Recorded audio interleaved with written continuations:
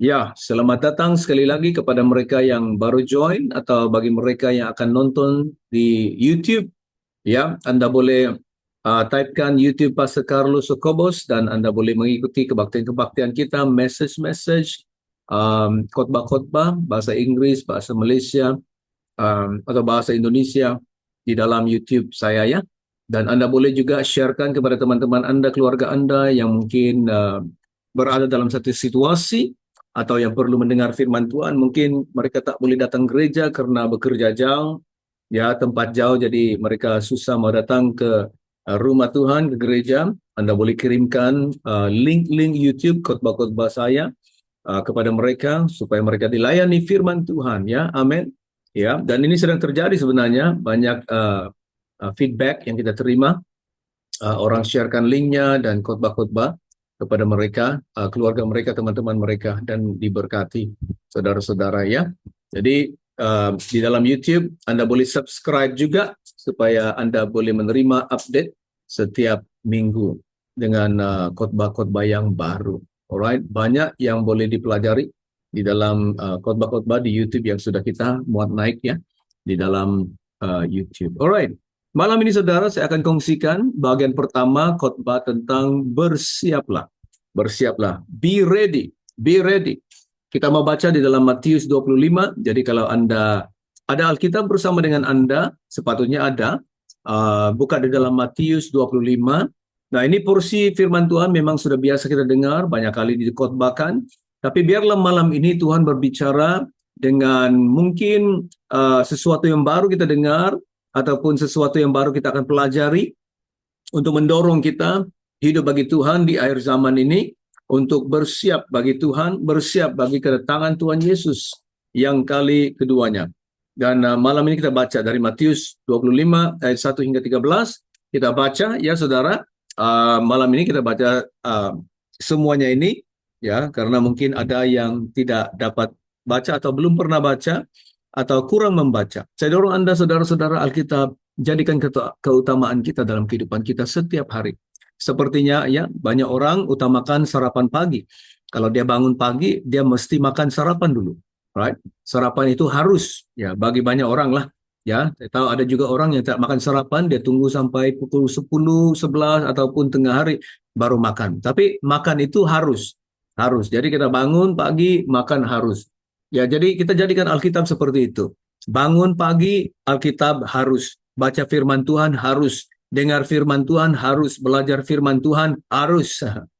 Perlu untuk kehidupan kita. Jadi kita jadikan dia keutamaan. Seperti Ayub berkata, ya, Ayub 23 ayat 12.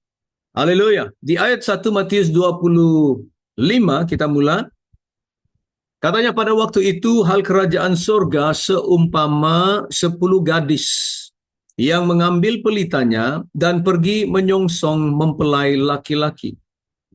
5 di antara mereka bodoh dan 5 bijaksana. Gadis-gadis yang bodoh itu membawa pelitanya tetapi tidak membawa minyak. Sedangkan gadis-gadis yang bijaksana itu membawa pelitanya dan juga minyak dalam buli-buli mereka. Tetapi karena mempelai itu lama tidak datang, datang juga, mengantuklah mereka semua lalu tertidur. Waktu tengah malam terdengarlah suara orang berseru, mempelai, mempelai datang, song-songlah dia. Gadis-gadis itu pun bangun semuanya lalu membereskan pelita mereka. Gadis-gadis yang bodoh berkata kepada gadis-gadis yang bijaksana, berikanlah kami sedikit dari minyakmu itu, sebab pelita kami hampir padam. Tetapi jawab gadis-gadis yang bijaksana itu, tidak, nanti tidak cukup untuk kami dan untuk kamu. Lebih baik kamu pergi kepada penjual minyak dan beli di situ.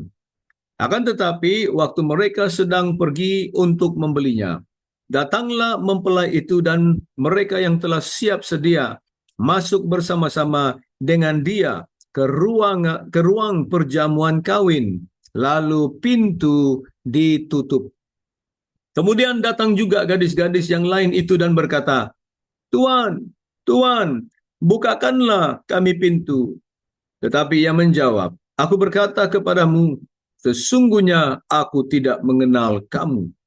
Karena itu berjaga-jagalah, sebab kamu tidak tahu akan hari maupun akan saatnya. Haleluya. Saudara, kita belajar di sini untuk bersiap, be ready, karena firman Tuhan berkata Yesus akan datang. Kita melihat tanda-tanda di sekeliling kita, tanda-tanda di dunia, begitu jelas sekali kedatangan Yesus sudah hampir, ataupun segala sesuatu akan berakhir. Sudah hampir, saudara. Nah, saya tidak mau berada atau meletakkan diri saya di tempat di mana saya memprediksi bila kedatangan Tuhan Yesus Kristus. Firman Tuhan mengatakannya, dan firman Tuhan jelas, Yesus sendiri berkata, tidak ada seorang pun yang tahu bila dia akan datang kembali. Tapi Tuhan Yesus memberikan kita tanda-tanda. Dan kita kalau kita pelajari tanda-tanda yang Alkitab katakan, atau yang Yesus katakan, kita akan sadar bahwa kita sudah berada di akhir zaman sebenarnya, dan kedatangan Yesus akan datang bila-bila, ataupun hari pengangkatan. Karena sebelum kedatangan Yesus yang kali kedua itu, pengangkatan akan terjadi. Jelas di dalam buku Wahyu, pengangkatan terjadi dulu sebelum Tuhan Yesus datang kembali di dalam Wahyu 19. Jadi orang Kristen atau gereja akan diangkat dulu. 1 Tesalonika, buku Daniel, buku Yesaya, mengatakan hal itu, buku Wahyu mengatakan hal itu, ya, ada hari pengangkatan yang dipanggil rapture atau rapturo, ya, rapturus, akan terjadi. Jadi itu akan terjadi sebelum Wahyu 19. Ya, banyak ahli-ahli Alkitab ataupun Bible scholars percaya Wahyu 4 itu adalah waktu pengangkatan. Jadi Wahyu 4 dan Wahyu 19 itu jauh, tapi Yesus akan datang kembali. Di dalam buku Wahyu 19 dikatakan di situ. Jadi pengangkatan akan datang. Tuhan Yesus akan datang di awan-awan, belum sampai ke bumi, di awan-awan, dan kita akan terangkat dan bertemu dengan Yesus di awan-awan. Di dalam Wahyu 4, 1 Tesalonika 4, kita akan bertemu dengan Yesus di awan-awan. Jadi kita harus bersiap, saudara. Ya, perkataan bersiap atau be ready itu bukan sesuatu perkataan yang baru bagi kita. Karena setiap hari atau sepanjang hidup kita, kita selalu ada bersiap-siap. Bersiap untuk pergi kerja, bersiap untuk pergi sekolah, bersiap untuk pergi jamuan kawin, atau perjamuan atau pesta-pesta. Kita bersiap. Kita bersiap untuk menaiki pesawat kita. Kita bersiap untuk menantikan bus kita datang atau tren kita akan datang. Bersiap-siap. Kita bersiap-siap untuk makan malam, bersiap-siap untuk sarapan, bersiap-siap untuk makan tengah hari. Kita bersiap-siap, saudara-saudara. Jadi perkataan bersiap sedia atau bersiap ini bukan lagi perkataan yang baru untuk kita. Tetapi seolah-olah orang Kristen tidak ambil peduli tentang bersiap-siap bagi kedatangan Tuhan. Orang Kristen tidak hidup di dalamnya tentang bersiap-siap, karena orang Kristen hanya datang gereja setiap hari Minggu. Saya orang Kristen, hari Minggu saya perlu ke gereja, itu saja. Dan kebanyakan orang Kristen menghidupi kekristen atau hidup Kristen dia itu hanya datang gereja hari Minggu, sembahyang, itu saja. Dan itulah kewajiban mereka, itulah kebiasaan mereka, datang hari Minggu sembahyang, tetapi dari hari Isnin sehingga ujung minggu dia tidak hidup bagi Tuhan. Dia hanya panggil Tuhan sekiranya ada musibah. Dia hanya panggil Tuhan hanya apabila dia ada masalah. Tapi dia tidak menghidupi Tuhan di dalam kehidupan dia. Tuhan tidak berada di dalam setiap langkahnya setiap hari. Tuhan tidak berada di dalam segala tindakannya setiap hari kehidupan dia. Hanya hari Minggu. Dan bagi dia, sembahyang hari Minggu itu sudah memenuhi kewajiban dia, menunaikan kewajiban dia, dan itu sudah cukup. Oh, haleluya. Saya berharap dan saya berdoa kita akan berubah di dalam konsep kita, berubah di dalam pemikiran kita, berubah dalam cara hidup kita ya dengan Tuhan. Karena hidup bagi Tuhan itu setiap hari. Kita harus bersiap sedia dalam kedatangan Tuhan Yesus. Kita harus bersiap sedia untuk hari-hari yang susah, hari-hari yang jahat, kata firman Tuhan. Kita harus siap sedia untuk hari pengangkatan. Kita harus siap sedia, saudara-saudara. Apabila Yesus akan datang kembali, saatnya ada pengumuman ataupun saat sangkakala dibunyikan untuk memanggil orang-orang Kristen supaya kita diangkat oleh Tuhan bertemu dengan Yesus di awan-awan. Bersiap-siaplah saudara-saudara. Kalau kita belajar bersiap-siap saudara-saudara, kita akan menjadi orang-orang yang bijaksana seperti gadis-gadis ini yang bijaksana. Jadi di sini katanya, di ayat 1, pada waktu itu hal kerajaan surga seumpama 10 gadis yang mengambil pelitanya, the lamps, dan pergi menyongsong mempelai laki-laki. Kita lihat di sini kerajaan surga itu Yesus menggunakan istilah perkawinan orang Yahudi, ya, perkawinan Yahudi. Di mana Yesus hari ini? Yesus sudah berada di surga. Setelah Yesus mati, disalibkan, dikuburkan, bangkit kembali. Setelah itu Yesus naik ke surga. Dia bersama dengan Bapa di surga. Yohanes 14 kata Yesus, di rumahku ada banyak tempat tinggal, banyak bilik-bilik, ya, banyak kamar. In my Father's house there are many rooms, there are many mansions. Dan Yesus berkata, aku pergi ke sana dan aku akan kembali dan akan mengambil kamu untuk pergi bersamaku supaya di mana aku berada, kamu pun berada. Itu istilah perkawinan orang Yahudi.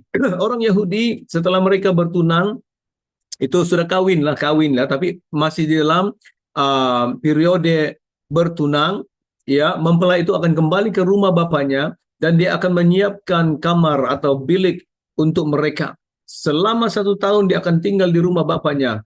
Dan setelah itu dia akan kembali dan akan berkawin, ada pesta perkawinan di rumah perempuan.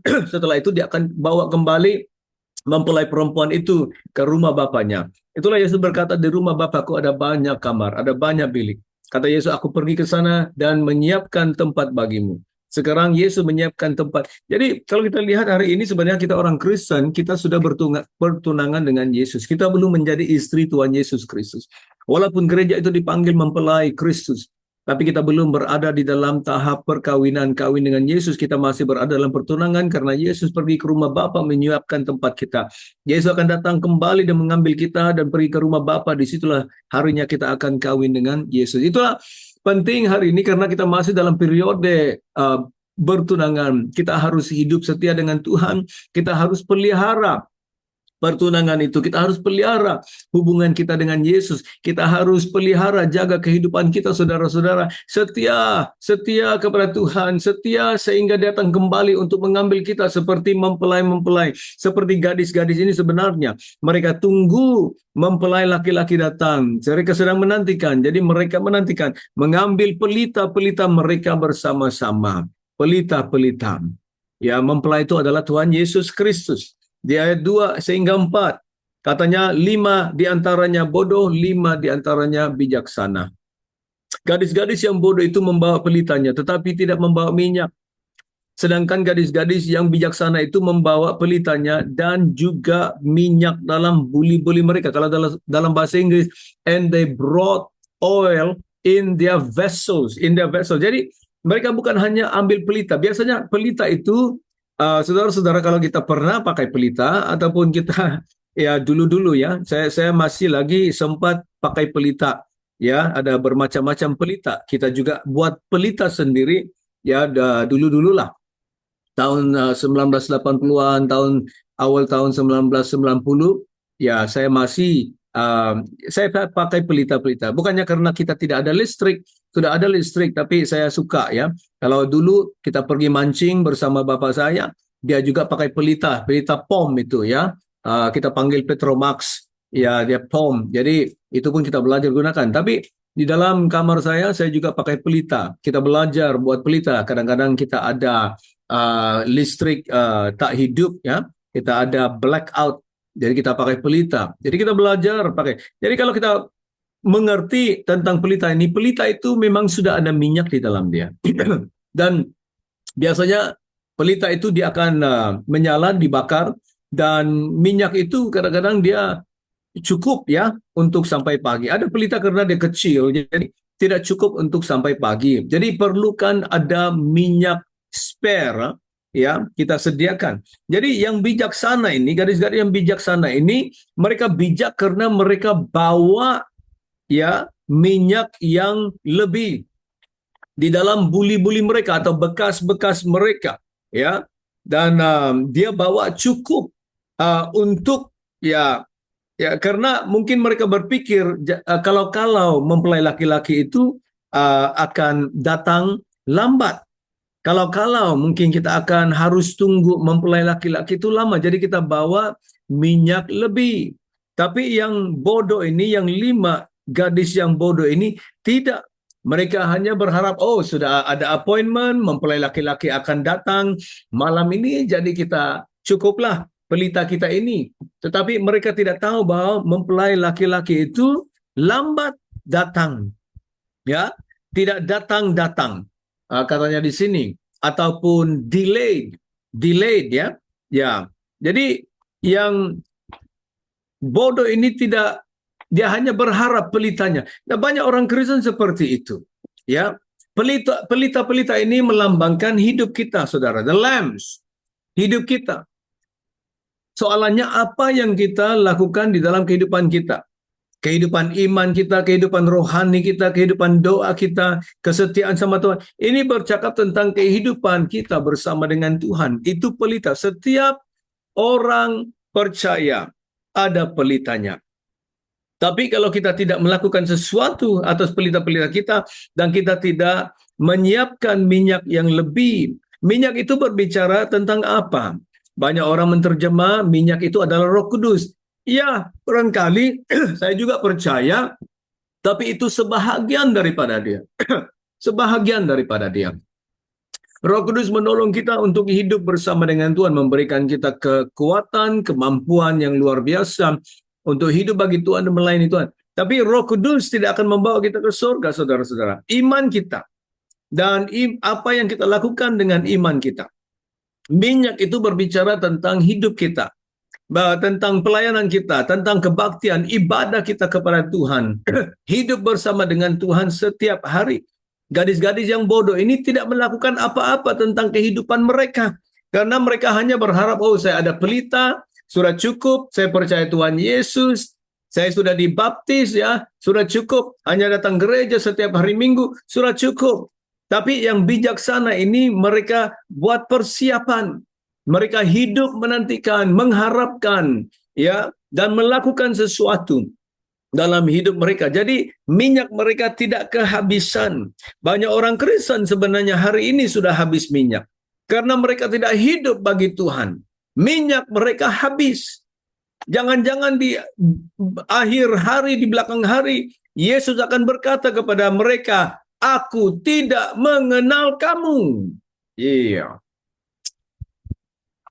Jadi saudara, perlu kita membawa minyak yang lebih, hidup bersama dengan Tuhan. Di ayat 5 katanya, tetapi karena mempelai itu lama tidak datang-datang juga, mengantuklah mereka semua, lalu tertidur. Maksudnya 10 gadis itu, yang bijaksana, yang bodoh, semuanya tertidur. Mengantuk lalu tertidur. Ini bukan sesuatu yang negatif, ya. Ini hanya berbicara karena Yesus belum datang. Semuanya harus menantikan dia. Menantikan dia. Tetapi banyak yang tertidur dan mereka tidur terus. Ada yang tidur memang kita mengantuk atau kita kecapean, ya, karena kehidupan, ya. Kadang-kadang kita akan terlelap tertidur, tapi kita bukan tidur terus. Ada orang yang tidur terus. Maksudnya mereka tidak peduli, ya. Ada yang tertidur karena menantikan. Itu perkara yang biasa. Katanya di sini, mereka semua mengantuk dan tertidur. Itu berbicara tentang penantian untuk Tuhan. Waiting upon the Lord.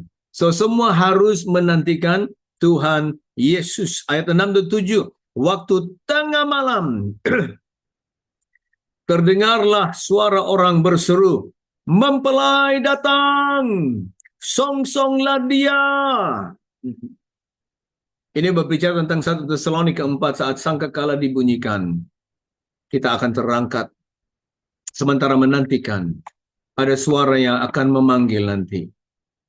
Gadis-gadis itu pun bangun semuanya, lalu membereskan pelita mereka. Maksudnya, saat sangkakala dibunyikan, semua orang percaya akan mendengarnya. Semua, apabila pengangkatan terjadi, semua orang akan tahu. Dan semua orang akan bangun. Maksudnya mereka akan sadar, hari pengangkatan. Tapi mereka mula bereskan pelitanya. Tapi ada yang terlambat, saudara-saudara. Ada yang sadar bahwa mereka tidak siap bertemu dengan Tuhan. Gadis-gadis yang bijaksana itu mereka siap karena mereka hidup setiap hari bagi Tuhan. Tapi gadis-gadis, orang-orang Kristen yang bodoh, mereka sadar bahwa, belum beres, belum siap. Ini saya belum lakukan, saya belum mengampuni, saya belum terima Tuhan, saya belum bertobat. Aduh, Tuhan Yesus sudah mau datang, saya belum siap. Lalu mereka bertanya kepada yang bijaksana, berikanlah kepada kami sedikit minyak dari minyak kamu, ayat 8. Sebab pelita kami hampir padam. Mereka tidak siap, saudara-saudara. Tetapi jawab gadis-gadis yang bijaksana itu, tidak, nanti tidak cukup untuk kami dan untuk kamu. Lebih baik kamu pergi kepada penjual minyak dan beli dari situ. Wah, ini firman yang luar biasa. Saudara-saudara, gadis-gadis yang bijaksana itu berkata, tidak, kami tidak boleh bagi. Saudara, iman tidak boleh dibagi-bagi. Iman boleh diteladani. Iman boleh diajar. Iman boleh diberikan sebagai suatu kesaksian untuk memberikan dorongan, inspirasi kepada orang supaya orang lain akan mengejar kehidupan rohani mereka. Iman tak boleh dikongsikan. Saudara, urapan Tuhan juga tak boleh dikongsi-kongsi. Ada orang istilah impartasi. Itu bukan impartasi urapan dari saya, ya, urapan yang saya ada, saya tak boleh bagikan dengan kamu. Saya tak boleh tumpang tangan bilang, terima urapan Tuhan, lalu kamu diurapi, berjalan dalam urapan Tuhan. Bukan, saudara. Saya boleh tumpang tangan sebagai suatu permulaan bagi kamu. Roh yang ada dalam hidup saya akan hinggap di atas kamu untuk mengobarkan kamu. Ya, ada di atas kamu. Tetapi apa yang kamu lakukan dengan itu sangat penting. Saat Daud diurapi oleh Samuel, Daud bukan hanya hidup begitu, sudah diurapi oleh Samuel, minyak sudah dituang ke atas kepalaku, saya diurapi. Ya, memang sudah diurapi oleh Tuhan, tetapi hidup Daud itu penting untuk urapan itu bekerja dalam kehidupan dia.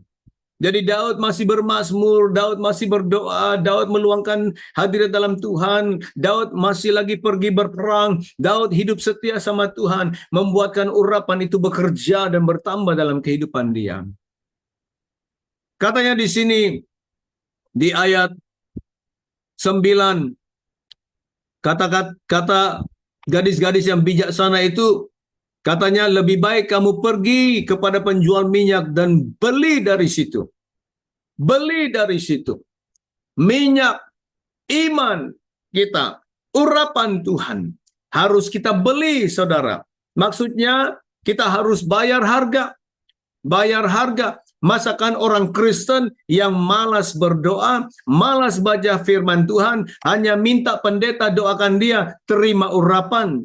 Sedangkan pendeta itu bayar harga. Pendeta luangkan berjam-jam berdoa. Pendeta meluangkan banyak waktu untuk baca firman Tuhan. Pendeta bayar harga untuk melalui segala tantangan, segala penganiayaan, segala pengalaman pahit dalam hidup dia. Bayar harga karena melayani Tuhan sehingga Tuhan mengurapi dia dengan lebih.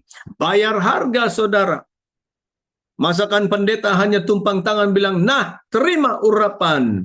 Tidak, saya boleh doakan untuk mendorong Anda. Saya boleh mendoakan untuk menginspirasikan Anda. Saya boleh mendoakan untuk mengobarkan iman Anda dan juga kasih kesungguhan Anda kepada Tuhan. Tetapi saudara, Anda perlu membeli urapan. Membeli iman untuk bertumbuh. Anda harus hidup bagi Tuhan, Anda harus berdoa, Anda harus baca firman, Anda harus meluangkan waktu dalam hadirat Tuhan, Anda harus melakukan semuanya ini untuk membuatkan Anda bertumbuh dalam iman, setia sama Tuhan, diteguhkan, dikuatkan, menjadi dewasa, menjadi matang, menjadi mengenal Tuhan dengan lebih. Anda harus melakukannya. Itu maksudnya pergi beli dari situ. Beli. Anda harus membelinya. Iman tak boleh dikongsi-kongsi. Saya tidak boleh membagikan iman saya kepada saudara. Saya boleh mengungsikannya untuk mendorong Anda. Saya boleh mengajar Anda. Saya boleh khotbah-khotbah saya mengajar di dalam situ. Tapi Anda harus bangkit. Anda harus mengejar Tuhan. Anda harus membuat pengorbanan bagi Tuhan. Anda harus membayar harga. Ini luar biasa firman Tuhan di sini berbicara. Berapa banyak di antara kita yang akan bangkit dan kejar Tuhan dan bayar harga? Banyak orang muda hari ini tak ambil peduli. Mereka akan menjadi seperti gadis-gadis yang bodoh di akhir zaman. Banyak orang muda begitu asyik dengan kehidupan mereka hari ini. Tidak mau Tuhan, tak mau gereja. Banyak orang muda masuk gereja, dengar khotbah, hanya main handphone sahaja. Saat menyembah Tuhan, tidak mau menyembah Tuhan. Banyak orang muda tidak mau pergi prayer meeting karena katanya boring pergi prayer meeting. Tak mau ke gereja untuk Bible study karena boring. Hanya mau tinggal di rumah, main komputer, main game, main gadget di rumah. Oh, haleluya. Semoga Tuhan mengampuni kita. Berapa banyak orang yang mau bangkit dan kejar Tuhan. Berapa banyak di antara kita mau bayar harga kejar Tuhan. Berdoa banyak-banyak. Baca firman Tuhan banyak-banyak. Rajin datang ke gereja. Rajin datang ke prayer meeting. Rajin datang untuk Bible study. Rajin saudara-saudara. Setiap minggu. Walaupun kita sibuk barangkali. Berikan waktu kepada Tuhan. Berikan. Saya sibuk Tuhan bekerja, tapi saya berikan waktu untuk prayer meeting. Saya sibuk Tuhan karena kerja, saya berikan waktu untuk Bible study. Saya sibuk Tuhan karena banyak pekerjaan. Saya akan datang hari Minggu bekerja untuk beribadah kepada Tuhan. Itu komitmen. Karena saya mau kejar Tuhan. Saya mau bertumbuh dalam iman. Haleluya. Nah, tapi saat mereka pergi untuk beli minyak, soalannya dapatkah mereka beli? Karena itu sudah tengah malam, kedai-kedai sudah mungkin tutup, tak ada orang menjualnya lagi. Jadi mereka mencari, makin jauh. Saat mereka menjauh, datanglah orang untuk berkata, mempelai itu sudah datang. Saat mereka pergi, katanya ayat 10, akan tetapi waktu mereka sedang pergi untuk membelinya, datanglah mempelai itu. Dan mereka yang telah siap sedia masuk bersama-sama dengan dia ke ruang perjamuan kawin. Lalu pintu ditutup. Pintu akan tertutup. Pintu anugerah, pintu kasih karunia, pintu keselamatan saudara-saudara akan ditutup nanti.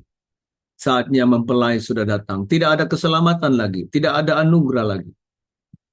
Ini terjadi kepada Adam dan Hawa setelah Tuhan mengusir mereka keluar dari Eden.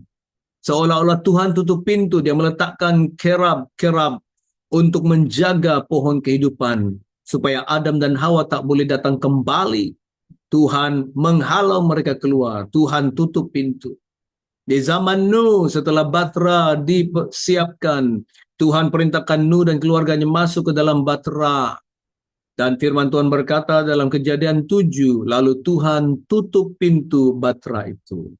Lot setelah Tuhan mengirim 2 malaikat untuk membinasakan Sodom dan Gomora, dan Lot, 2 malaikat itu mau dikerjain oleh orang-orang Sodom.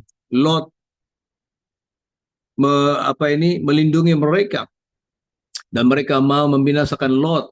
Malaikat itu menarik Lot ke dalam rumah dan menutup pintu rumah itu. Saat akan terjadi bahwa pintu anugerah akan tertutup, saudara-saudara. Tidak ada lagi waktu pertobatan, tidak ada lagi waktu keselamatan. Hari ini masih terbuka, saudara. Kalau Anda belum terima Yesus, percayalah Yesus terima dia. Karena pintu keselamatan, pintu anugerah masih lagi terbuka. Berikanlah hidupmu kepada Tuhan dan hiduplah setia kepada Tuhan Yesus Kristus. Haleluya.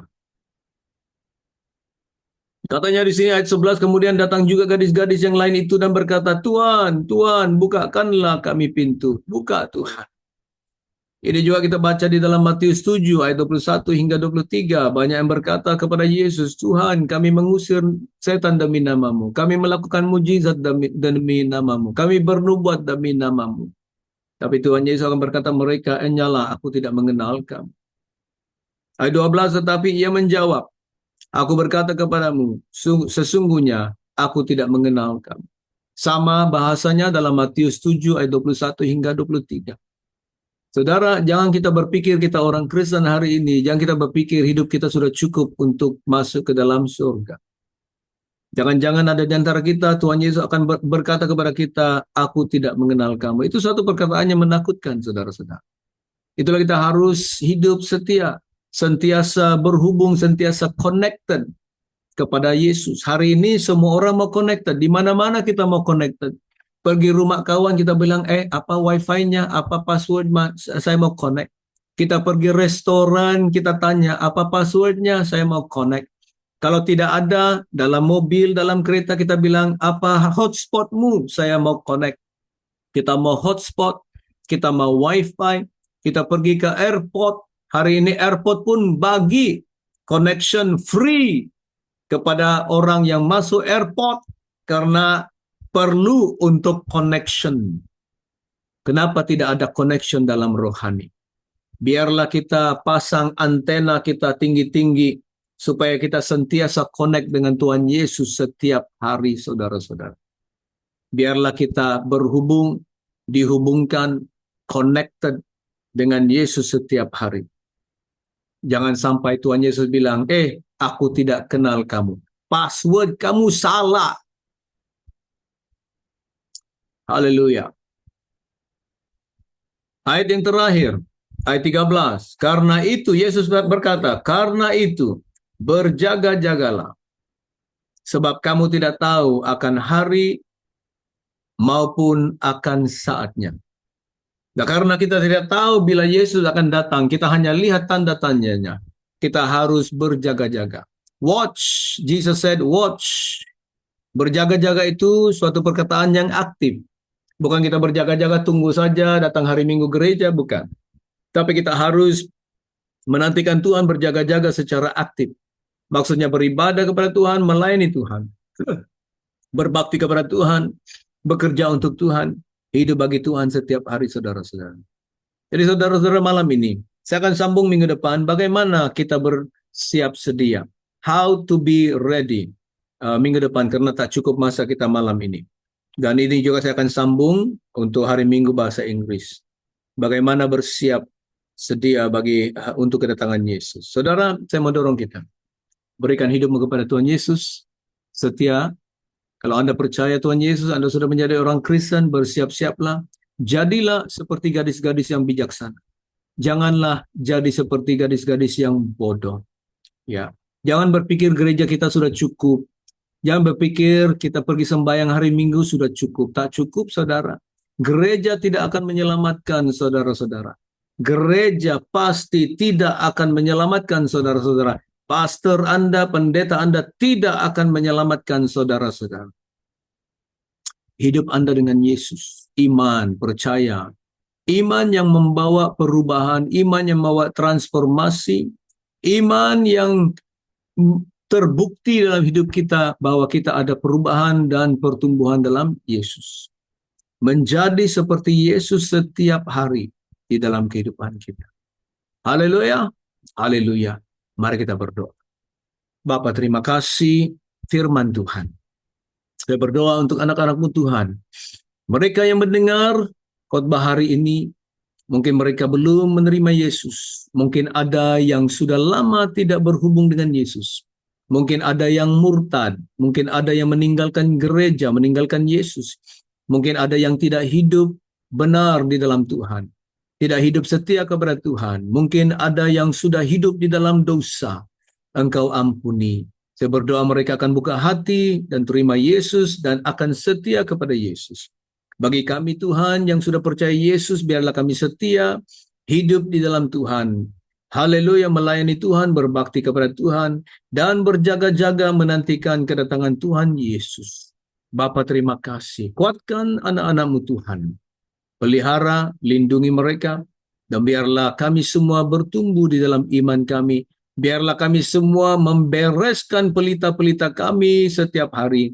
Biarlah kami juga menyediakan minyak yang lebih untuk cukup ya Tuhan. Sehingga Tuhan Yesus akan datang kembali. Terima kasih Bapa di surga, terpuji nama-Mu. Di dalam nama Yesus kami berdoa. Amin dan amin.